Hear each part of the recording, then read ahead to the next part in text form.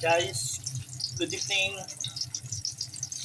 So ulam natin talong tsaka pritong tilapia para sa ating hapunan or dinner. Ayan ang ating talong. Meron tayong bagong.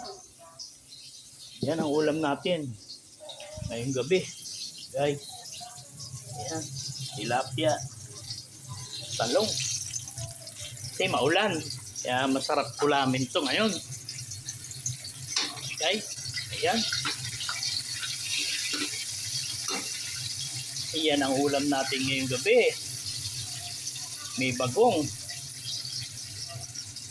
Tignan natin ang ating sinaing. Wow! Ganda ng ating sinaing. Konti na lang, maluluto na. Okay guys. Next video ulit tayo guys.